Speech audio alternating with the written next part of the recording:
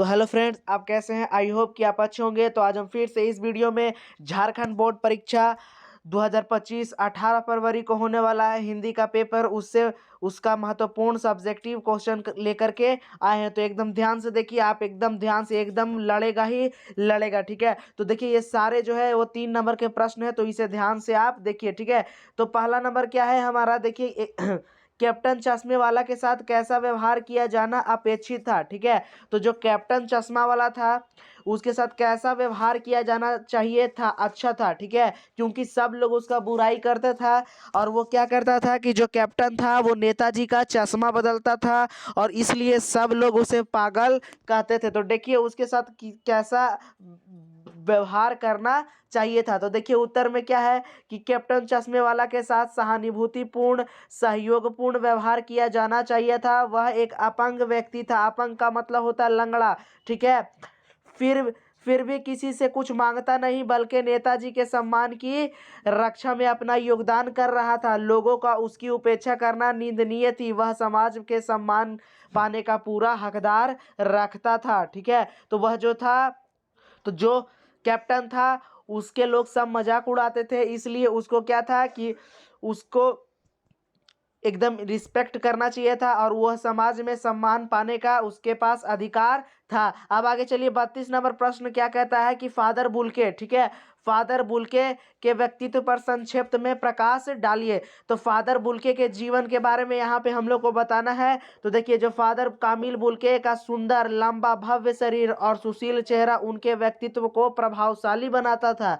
वे एक सच्चे इंसान थे, उनकी आत्मा निर्दोष और निर्विकार थे, और याद रखना है कि वे सुख दुख से ऊपर थे, ठीक है। उनको सुख नहीं छू सकता था और नहीं दुख कष्ट पहुंचा सकता था। वे सुख दुख से भी क्या थे, ऊपर थे, ठीक है। यहाँ देखिए, और वे बड़े करुणा मैं और ममताशील थे, स्नेही सहयोगी और आत्मीय व्यक्ति थे। उनके जीवन में किसी प्रकार का अहभाव नहीं था। वे सभी के लिए एक छायादार वृक्ष के समान थे। तो ये भी याद रखना है कि वह एक वृक्ष के समान थे। तो वह कौन सा वृक्ष था, वह हमारा देवदार का वृक्ष के वो समान थे, ठीक है। जिस प्रकार देवदार का वृक्ष जो होता है वह सबको छाया पहुंचाता है और शीतलता से भर देता है, उसी प्रकार फादर जो कामिल बुल्के थे वो भी सबको क्या करते थे, छाया पहुंचाते थे।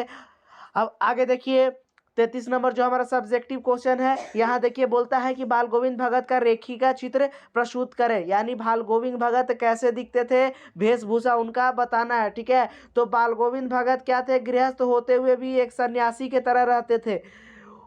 उम्र 60 के ऊपर, मंझले कद के गोरे चिट्टे व्यक्ति थे। बाल सफेद एवं नूरानी, चेहरा चमकदार, कमर में सिर्फ एक लंगोटी और सिर पर कबीरपंथी कनपट्टी टोपी, यही उनकी वेशभूषा थी। हाथ में खंजड़ी, तल्लीन होकर प्रभु भजन का गायन करना, यही उनकी दिनचर्या थी।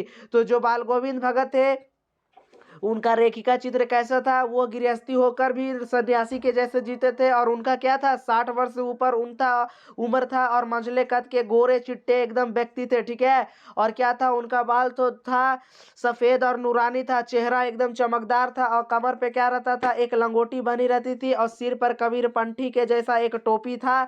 और उनकी जो वेशभूषा थी वो क्या था, और हाथ में खंजड़ी थी, तल्लीन होकर प्रभु भजन का गायन करते थे। तो याद रखना वो कबीर के भक्त थे, ठीक है, वे कबीर के ही भक्त थे। वहीं पे जाते थे मठ में और वहीं पे गायन बाजन करते थे। और ये भी याद रखना है कि जब वह अपने खेत के फसल लाते तो सबसे पहले कबीर पंथी मठ में चढ़ाते, यानी कबीर के जहाँ पे रहता था मंदिर वहीं पे चढ़ाते। उसके बाद क्या करते, जो वहां से प्रसाद के रूप में मिलता वही उसी को हम लोग वो क्या करते कि घर लेकर के आते। अब आगे देखिए 34 नंबर क्वेश्चन क्या बोल रहा है कि यहाँ ध्यान से समझिए कि पाठ में आए उन प्रसंगों का, ठीक है, पाठ में आए उन प्रसंगों के आधार पर आप कह सकते हैं कि बिस्मिल्लाह खां मिली जुली संस्कृति के प्रतीक थे। तो याद रखना है कि जो बिस्मिल्लाह खां थे वो मिली जुली संस्कृति के क्या थे कि प्रतीक थे, ठीक है। वे हिंदू में भी जो त्योहार होता है उसमें भी जाते थे, और जो मुस्लिम का त्यौहार होता है उसमें भी जाते थे, ठीक है।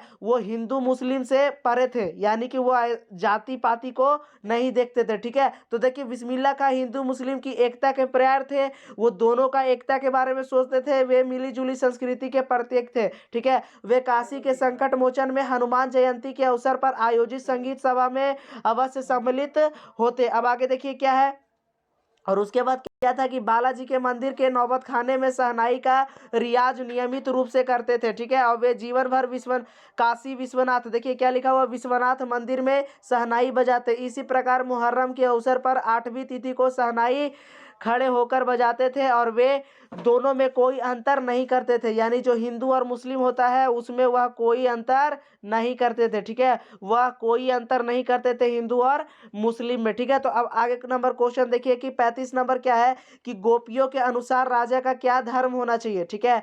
तो आपको पता होगा कि जब जो कृष्ण होते हैं उद्धव के द्वारा संदेश पहुंचा भेजवाते हैं, तो क्या होती है, जो गोपियां होती है वो क्या होती है, गुस्सा हो जाती है, ठीक है। और वहां पे कुछ बात विचार होता है, उसके बाद कहती है कि गोपियां कि जो राजा होता है वो राजा बने हैं, तो नहीं, वो राजा नहीं बन सकते हैं, क्योंकि राजा का धर्म होता है प्रजा की क्या करना, रक्षा करना, बल्कि सताना नहीं, ठीक है। तो यहाँ देखिए कि उत्तर में बोल रहा है, देखिए सबसे पहले क्वेश्चन फिर से सुनिए कि गोपियों के अनुसार राजा का धर्म क्या होना चाहिए। तो देखिए उत्तर में क्या है कि गोपियों के अनुसार राजा का धर्म होता है प्रजा की रक्षा करना चाहिए, ठीक है, उसे प्रजा को कभी सताना नहीं चाहिए। 36 नंबर क्वेश्चन देखिए क्या बोल रहा है कि माँ ने बेटी को क्या क्या सीख दी, ठीक है। जो माँ थी वह बेटी को क्या क्या सीख दी, तो आपको याद रखना है कि जो माँ थी वह बेटी को क्या क्या सीख दी। यहाँ ध्यान देना है कि माँ ने बेटी को निम्नलिखित सीख दी, ठीक है। यहाँ क्या बोलता है, माँ ने बेटी को निम्नलिखित सीख दी।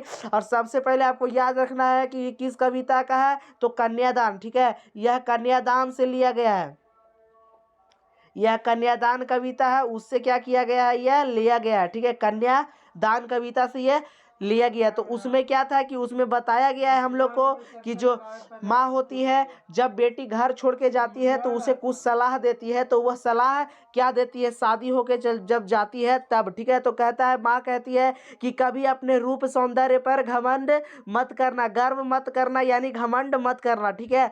गर्व का मतलब घमंड, ठीक है, कि बहुत तुम सुंदर है, ये सब के बारे में घमंड मत करना, ठीक है। अब आगे देखिए क्या बोलती है कि माँ कि आग सदुपयोग करना, आग का क्या करना, सदुपयोग करना, यानी सही उपयोग करना। आग रोटियां सेकने के काम आती है, जलने के लिए नहीं। तो बोलती है कि आग का सदुपयोग करना, यानी कि जब तुम पे अत्याचार हो तो आग का सदुपयोग करना, यानी अच्छे से तुम क्या करना, उनसे निपटना, ठीक है। आग में रोटी सेकने के काम आती है, जलने की नहीं। तो कहती है कि तुम निपटना, बल्कि उसमें क्या होना, मार मत खाना। अगर कोई ससुराल वाले बेटी पे अत्याचार करे तो उनसे निपटना, ठीक है, उनसे क्या करना है कि निपटना, क्योंकि यहाँ पे बोलती है कि आग रोटियां सेकने के काम आती है, जलने के नहीं। अब आगे देखिए ग नंबर में क्या बोलता है कि वस्त्र आभूषण पाकर भ्रमित न हो जाना, ये स्त्री जीवन के बंधन है, ठीक है। तो ये जो वस्त्र आभूषण जो होता है वो स्त्री को भ्रमित कर देता है, ठीक है, और यही स्त्री जीवन के बंधन होते हैं। सारे स्त्री जो होते हैं वो वस्त्र और आभूषण के चक्कर में ही रह जाते हैं। आप बहुत सारे फिल्म में भी देखते होंगे कि कैसे वस्त्र और आभूषण और जायदाद के चक्कर में मारधार होते रहता है, ठीक है। अब आगे नंबर प्रश्न देखिए कि घ नंबर क्या बोलता है कि लड़की, देखिए घ नंबर बोल रहा है कि लड़की होने पर कभी लड़की जैसी मत दिखना, अर्थात साहसी और निडर बनकर रहना। यहाँ माँ बोलना चाहती है कि लड़की हो तो लड़की जैसा मत रहना, जब ज्यादा अत्याचार हो तो निडर और साहसी बन के क्या करना, रहना और लड़ना, ठीक है। अब आगे समझिए 37 नंबर क्वेश्चन क्या बोल रहा है कि संगीतकार जैसे व्यक्ति संगीत के अलावा किस किस क्षेत्र में दिखाई देते हैं। तो आप ध्यान से देखिए कि संगीतकार के जैसा जो व्यक्ति है ना वो बहुत सारे क्षेत्रों में दिखाई देते हैं, ठीक है, संगीत के अलावा। अब देखिए कौन कौन से क्षेत्र में दिखाई देंगे। यहाँ पर देखिए संगीतकार जैसे व्यक्ति संगीत के अलावा इन क्षेत्रों में दिखाई देते हैं। पहला क्या होगा हमारा, नाटक के क्षेत्र में। दूसरा क्या है, नृत्य के क्षेत्र में। तीसरा क्या हमारा, शिक्षा के क्षेत्र में। और घ नंबर है राजनीति के क्षेत्र में। और लास्ट नंबर हमारा आ रहा है धर्म के भी क्षेत्र में दिखाई देता है संगीतकार, ठीक है। अब आगे नंबर हमारा क्वेश्चन है क्या है कि आगे नंबर देखिए कि क्वेश्चन क्या है। यहाँ पर बोलता है कि भगत की पुत्र वधु उन्हें अकेले क्यों नहीं छोड़ना चाहती थी, ठीक है। तो जो भगत की पुत्र वधू थी वह उन्हें अकेले क्यों नहीं छोड़ना चाहती थी, तो ध्यान देना है कि जब भगत की बेटे की मृत्यु हो जाती है तो भगत के पुतोहू होती है, वह सोचती है कि बाल गोविंद भगत का उम्र बहुत हो गया है, उनका देखभाल करने वाला कोई नहीं था, ठीक है। इस कारण से वह बोलती है कि मैं नहीं जाना चाहती। तो आइए हम लोग प्रश्न का उत्तर पढ़ते हैं कि इसमें जवाब क्या लिखा हुआ, ठीक है। तो जब भगत के बेटे के क्या लिखा हुआ, आस्मिक। आस्मिक का मतलब होता है ना अकाल मृत्यु, ठीक है। अकाल मृत्यु का मतलब होता है कि अचानक से जब कोई आदमी बिना कारण के मर जाता है उसको हम लोग अकाल मृत्यु बोलते हैं, ठीक है। तो जब भगत के बेटे के क्या होता है, आस्पी यानी कि अकाल मृत्यु हो गई, तब बाल गोविंद भगत ने अपनी पुत्रवधू को क्या कहा, पुत्रवधू को उसके भाई के साथ भिजवा दिया, उनकी दूसरी शादी करने का आदेश दिया, पर उनकी पुत्रवधू भगत को अकेले छोड़कर नहीं जाना चाहती थी। इसका कारण यह था कि जाने के बाद बुढ़ापे में भोजन बनाने वाला कोई नहीं था, उनके बीमार पड़ने पर उन्हें चुल्लू भर पानी देने वाला भी कोई नहीं था। वह उनकी चरणों में रहकर अपना वैधव्य जीवन काट देना चाहते थे। वैधव्य का मतलब होता है कि जो विधवा जीवन है उसको क्या करते थे कि काट देना चाहते थे। तो आइए अब हम लोग आगे नंबर की क्वेश्चन की ओर बढ़ते हैं। तो ये फिर से देखिए एक बार, ये जो है ना वेरी वेरी इंपॉर्टेंट क्वेश्चन है, ठीक है, और ये बार बार पूछा जाता है, तो इसको आप अच्छे से कर लेंगे, ठीक है। अब आगे नंबर क्वेश्चन देखिए 39 नंबर है, ये भी है जो वेरी वेरी इंपॉर्टेंट है, प्रीवियस क्वेश्चन है सब, ठीक है। आगे देखिए कि क्या बोलता है, फादर बुल्के को यज्ञ की पवित्र आग की तरह कहने का क्या आशय है। तो आपको याद रखना है कि फादर बुल्के को यज्ञ की पवित्र आग की तरह कहने का क्या आशय था। तो देखिए यज्ञ की पवित्र आग कहने का आशय है कि फादर कामिल बुल्के का जीवन पवित्र था, जैसे कि यज्ञ का आग पवित्र होता है, वैसे ही जो फादर कामिल बुल्के थे उनका भी जीवन क्या था, पवित्र था। वे कभी काम क्रोध आदि वासनाओं के लिए नहीं जिए, वे मानव प्रेम करुणा के लिए जिए और उनका जीवन तपस्या पूर्ण था, ठीक है। उनका जो जीवन था कैसा था, तपस्या पूर्ण था। याद रखना है कि जब ऑब्जेक्टिव बोलेगा कि फादर बुल्के का जो जीवन था कैसा था, तो याद रखना है कि उनका जीवन कैसा था, तो तपस्या पूर्ण था, ठीक है। उनका जो जीवन था वो तपस्या पूर्ण था। अब आगे देखिए, आगे नंबर क्वेश्चन 40 नंबर बोलता है कि बच्चों की दंतुरित मुस्कान का कवि के मन पर क्या प्रभाव पड़ता है। तो जो बच्चों की दंतुरित मुस्कान का देखिए कवि के मन पर क्या प्रभाव पड़ता है, ठीक है, कि बच्चे की दंतुरित मुस्कान का कवि के मन पर बड़ा गहरा प्रभाव पड़ता है। वह बच्चे को मुस्कुराता चेहरा देखकर पुलकित हो उठता है। उस बच्चे को देखकर कवि के मन में पितृत्व भाव जागृत होती है। कवि के मन में बच्चों को देखकर तरह तरह की कल्पनाएं आती है, ठीक है। तो ये सब क्या था हमारा बहुत वेरी वेरी इंपॉर्टेंट 10 क्वेश्चन हमने सब्जेक्टिव के करवाए हैं, तो इसको आप अच्छे से कर लीजिएगा, ठीक है। यदि आपको ऑब्जेक्टिव के भी प्रश्न देखने हो तो हमारे चैनल को सब्सक्राइब करें, फिर से हम आपके लिए बहुत बढ़िया बढ़िया अभी लाने वाले सब्जेक्टिव और ऑब्जेक्टिव क्वेश्चन। तो फिर मिलते हैं हम एक नए वीडियो के साथ, तब तक के लिए जय हिंद।